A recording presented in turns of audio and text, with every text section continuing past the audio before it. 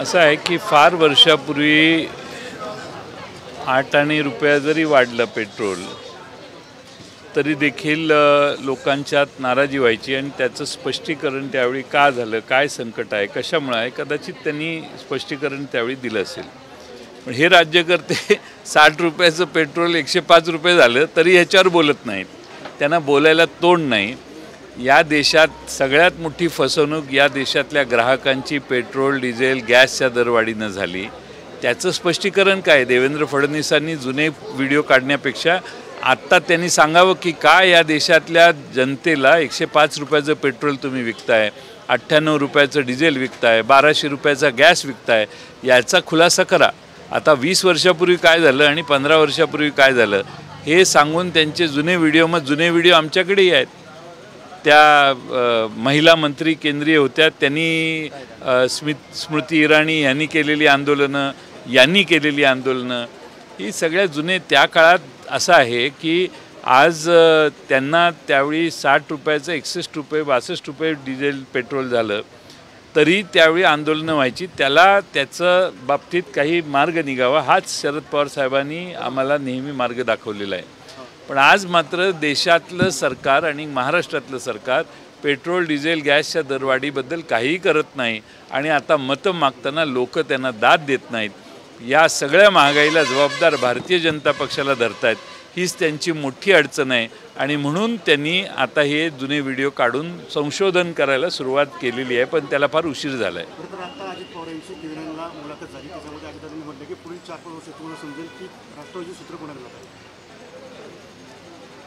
कुठल्या राष्ट्रवादीची? राष्ट्रवादी सूत्र कोणाच्या हाती जातात? म्हणजे सुप्रिया सुळेंच्या हातात जातात की अजितदादांच्या हातात जातात? ही तुम्हाला 4 ते 5 वर्ष समजेल. 4-5 वर्ष. 4-5 वर्षाला टाईम फार आहे. 4 महिन्यात 6 महिन्यात ज्या गोष्टी होणार आहेत त्याची सूत्र शरद पवार साहेबांच्याच हातात आहेत आणि ते या देशात राष्ट्रवादी शरदचंद्र पवार पक्षाचं भवितव्य पवारसाहेबच ठरवतात. महाराष्ट्रातल्या लाखो कार्यकर्त्यांना त्यांच्यावर प्रचंड विश्वास आहे आणि म्हणून तर आज राष्ट्रवादीच्या सर्व ठिकाणी अतिशय प्रभावीपणाने काम चाललंय. खरं तर किरीट सोमय्या म्हणले की आम्ही आरोप केलेले जे नेते आहेत ते आमच्यासोबत आलेत, मात्र त्यांना आता पश्चाताप होतो. कुणाला?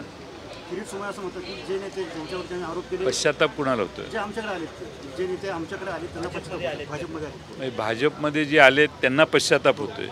ही आतली माहिती आहे. आतली माहिती त्यांनी सांगितली याबद्दल त्यांचे आभार.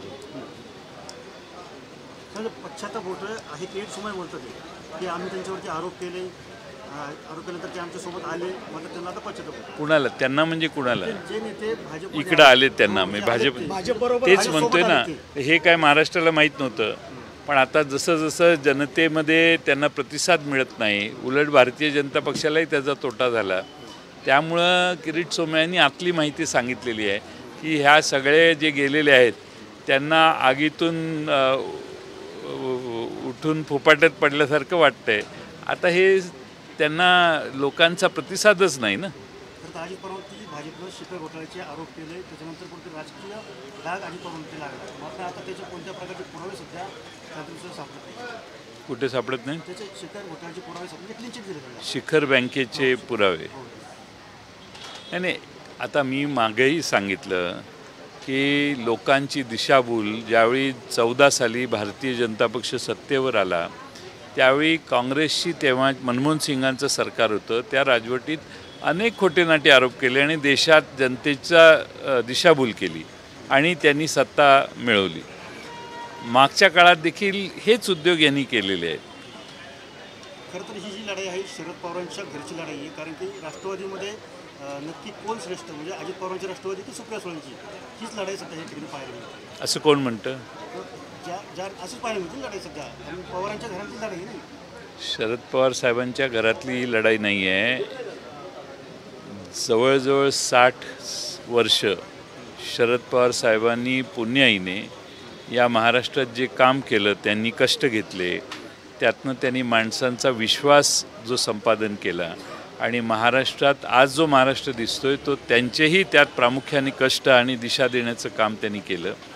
त्यातनं आमच्यातनं काही लोक बाजूला गेली तरी शरद पवार साहेबांनी आपल्या ध्येयाशी आणि आपल्या विचारांशी कधीही प्रतारणा केली नाही. ते कायम त्यांच्या विचारावर ठाम राहिले.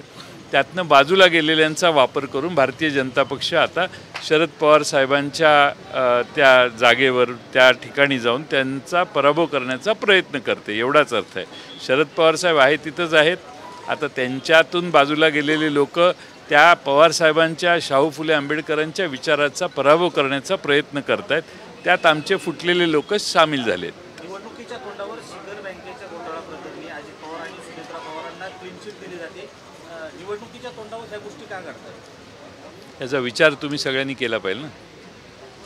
आपल्याला हे विचाराला खाद्य दिलेलं आहे भारतीय जनता पक्षाने. राष्ट्रवादी शरद पवार गटाला नक्की निवडणूक आयोग घेरण्याचा प्रयत्न करत आहे, कारण तुतारी हे चिन्ह खरं तर अनेक उमेदवारांना दिलेलं पाहायला मिळतं.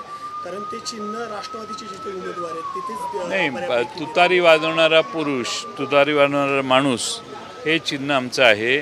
बाकी ट्रम्पेट वगैरे आहे, त्याचा आकार वेगळा आहे, त्याच्या बाबतीत काही फार अंतर आहे त्याच्यात. त्यामुळे तुतारी वाजवणारा माणूस हे चिन्ह स्पष्ट दिसतंय आणि ते अधिकृत पक्षाचं चिन्ह असल्यामुळं पहिल्या, दुसऱ्या, तिसऱ्या, चौथ्या, पाचव्या स्थानावर आमचे जवळपास सगळे उमेदवार आहेत. त्यामुळे आम्हाला चिंतेचं कारण नाही.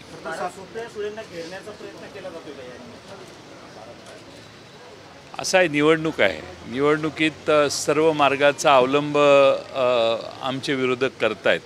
अजून फक्त भाषणच करतायत. पण त्यांचा स्वभाव, त्यांच्याबरोबर आज जे काही लोक गेलेले आहेत त्यांनी महिना 15 दिवसापूर्वी त्यांचं कामाची कार्यपद्धती वगैरे याच्यावर चांगली टीका टिप्पणी केलेली होती. आता सुप्रियाताईंनी गेले 15 वर्ष त्या लोकसभा मतदारसंघाचं प्रतिनिधित्व करताना देशात बारामती लोकसभा मतदारसंघाचं नाव उंचावले. प्रभावीपणाने संसदेत त्यांनी लोकांचं प्रतिनिधी म्हणून काम केले आणि नुसत्या बारामती लोकसभा मतदारसंघातच नाही तर देशातल्या अनेक प्रश्नांवर त्या बोलतात. अमोल कोल्हे डॉक्टर जे आहेत त्यांनी अनेक प्रश्नांवर देशात सरकारचे कान उघडणी केलेली आहे. असे प्रभावी वक्ते ज्यावेळी लोकसभेत जातात चांगलं खासदार होऊन, त्यावेळी त्यांना विरोध करण्याचा प्रयत्न हा होणं स्वाभाविक आहे, आम्ही समजू शकतो. पण लोकांचा प्रतिसाद या दोघांच्याही कामाला प्रचंड आहे. खडकवासलामध्ये अजित पवार आज म्हटले की मी पालकमंत्री आहे या जिल्ह्याचा, माझ्या बायकोला मतदान. हां, मग ते त्यांचा प्रचारच करतात ना. ते कोणत्या दुसरा कोणत्या शब्दात करायचं त्यांनी. खरं म्हणजे आचारसंहितेत असं बोलणं हे आचारसंहितेचा भंग आहे. आणि असं तुम्ही मतदान करा मग आम्ही तुम्हाला असं अमकं करतो तमकं करतो, हे कोड ऑफ कंडक्ट चालू झाल्यावर बोलणं हे संयुक्त आहे असं मला, योग्य आहे असं मला वाटत नाही. दादांबरोबर तुम्ही काम केले, आता दादांची भाषा आणि ज्या पद्धतीने आव्हान केलं जाते, खरंच दादांचा हा स्वभाव आहे. ते प्रचाराचं काम करतायत. त्यांच्या स्वभाव म्हणजे अशीच भाषणं ते करतात मला वाटतं. पूर्वी परिस्थिती चांगली होती. पूर्वी परिस्थितीत नैतिकता प्रचंड होती, मोराल एक होतं आणि ठामपणानं बोलण्याची त्यांची मानसिकता होती. कारण शरद पवार साहेबांच्यासारखं नेतृत्व आणि सगळा पक्ष त्यांच्या मागे उभा होता. आज तशी परिस्थिती राहिलेली नाही. बदलत्या परिस्थितीत भाषणाचा शब्द, भाषणाची भाषा, भाषणाचा टोन हा बदलत असतो. तसा त्यांचा बदललेला असेल. सुरू लोकसभा मतदारसंघात सत्ताधारी एक बाजूला आहे, त्यांचा उमेदवार एक बाजूला आहे. ही लढाई कशी सोपी राहील? नाही, ही लढाई फार सोपी आहे. कारण इथं जे शिवसेनेत काम करणारे आहेत ते आज सगळे आमच्या शिवसैनिक आमच्याबरोबर आहेत. त्यांना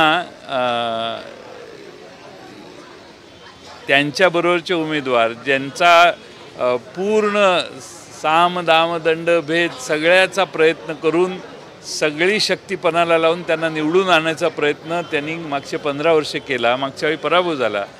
त्यांनी उद्धवजींना सोडून त्या पक्षात प्रवेश केला, एकनाथ शिंदेंच्या. मग एकनाथ शिंदेंच्या पक्षातून मला वाटतं ते तिकडं गेले, न्यायप्रविष्ट घड्याळाकडे गेले. त्यामुळं हा जो प्रवास आहे तो ह्या भागातल्या लोकांना मान्य होणार नाही. आणि 15 वर्षात ते जे करू शकले नाही ते अमोल कोल्हेंनी या भागातली ट्रॅफिक, या भागातली, माझ्याकडं अनेक वेळा बंधारे बांधण्यासाठी किंवा अनेक गोष्टीसाठी सतत अमोल कोल्हेंनी प्रयत्न केलेले आहेत. त्यामुळं मला असं वाटतं की महाराष्ट्रामध्ये अमोल कोल्हे हे प्रचंड मोठ्या मताधिक्यानं विजयी होतील.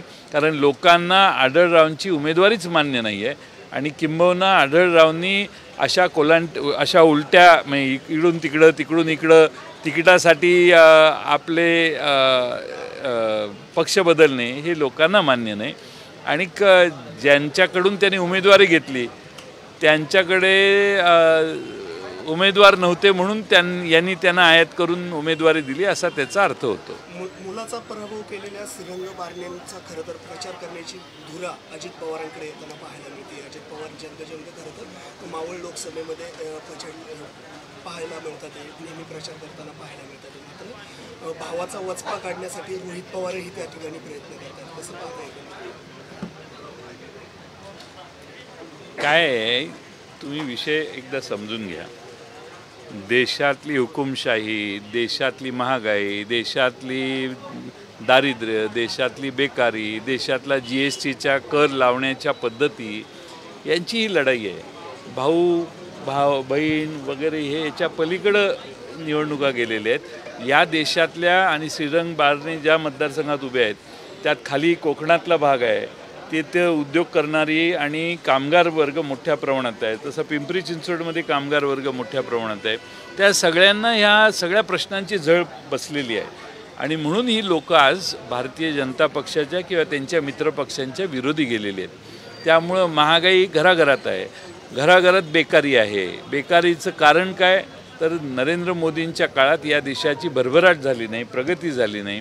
या देशात GST लावण्यात आली, गोरगरिबांकडून GST वसूल केली जाते.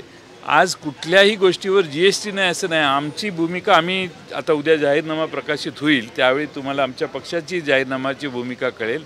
त्यामध्ये आम्ही सांगतोय की या देशातल्या शेतकऱ्याला, या देशातल्या गरिबाला, या देशातल्या सामान्य माणसाला अशा पद्धतीचा कर लागणं हे आम्हाला मान्य नाही. ही वेगळी भूमिका आम्ही घेतोय. त्यामुळे आम्ही मुद्द्यांची निवडणूक लढतोय आणि आम्हाला ज्यांच्या हातात सत्ता गेलेली आहे देशातली, ते 10 वर्ष त्यांना संधी दिली तरी या देशातल्या सामान्य माणसांच्या जीवनात बदल होत नाही. ही लढाई आमची आहे. आता त्यात कोण कुणाच्या मुलाला भावाला काय मदत करतोय याच्या पलीकडं आम्ही ही लढाई नेलेली आहे. आणि त्यामुळं मुद्द्यांची लढाई जर झाली आणि मुद्द्यांचं मेरिट बघितलं तर शरद पवार, उद्धवजी ठाकरे आणि काँग्रेस यांच्या बाजूचं महाविकास आघाडीचं मेरिट सर्वोत्तम आहे.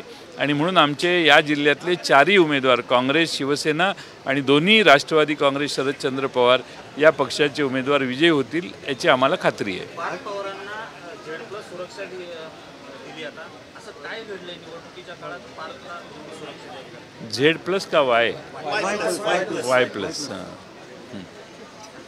ठीक आहे.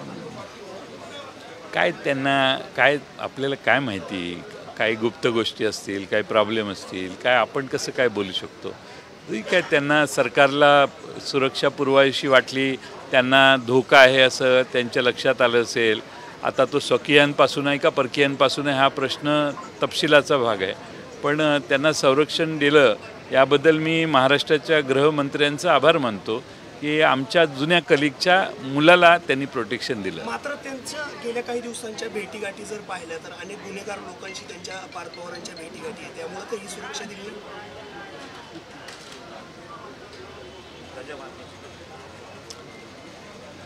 काय आहे की दादांचा मुलगा आहे तो, मी काही असं व्यक्तिगत काही बोलणं योग्य नाही. ठीक आहे, मिळाली सुरक्षा मिळाली. आपण हा मुद्दा मला हे जनता बघत असते, कुणाला सुरक्षा पुरवली, कुणाच्या मागं पोलीस आहेत, कुणाच्या मागं गाड्या आहेत, कुणाच्या पुढं गाड्या आहेत.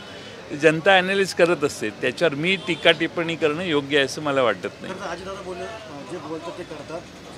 तुम्हाला अजितदादांच्याशिवाय काही सुचत नाही का? मला काय कळतच नाही. अहो किती प्रश्न आहेत देशात.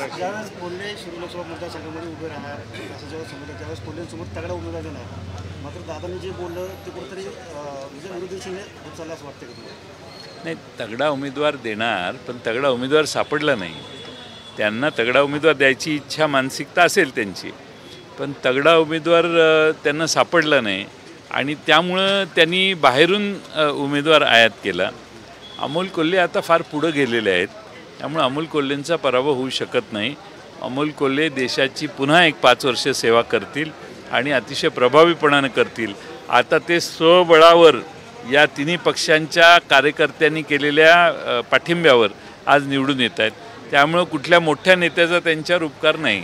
त्यामुळे ते फार चांगलं काम करतील. साताऱ्यात चारित्र्यहीन उमेदवार मिळाला नाही, चारित्र्यहीन संपन्न उमेदवार मिळाला नाही असं उदयनराजे भोसलेंनी म्हटलं. असं कोण म्हटलं? उदयनराजे भोसले. हां, चारित्र्यहीन संपन्न उमेदवार तुम्हाला साताऱ्यात मिळाला नाही, शशिकांत शिंदेचे उमेदवार म्हणून त्यांनी बरोबर आलं. भ्रष्टाचाराचेही आरोप आहे असंही त्यांनी करत उदयनराजेंच्याबद्दल बोलण्यासारखं फार आहे. मला काय ते बोलायचं नाही. पण शशिकांत शिंदे चारित्र्यपूर्ण आहेत. शशिकांत शिंदे लढवय्ये आहेत.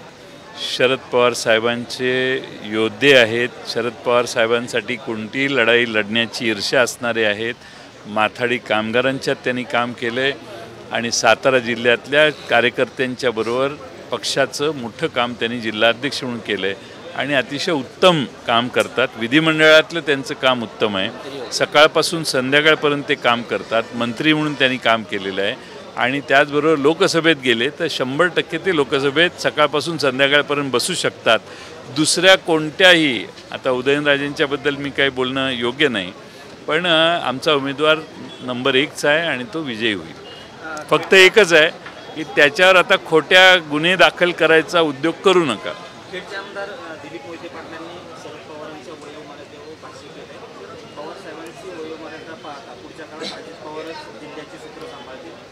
तेव्हा पुन्हा एकदा पवार साहेबांच्या वयावर बोललं जाते आणि मतदान मागे.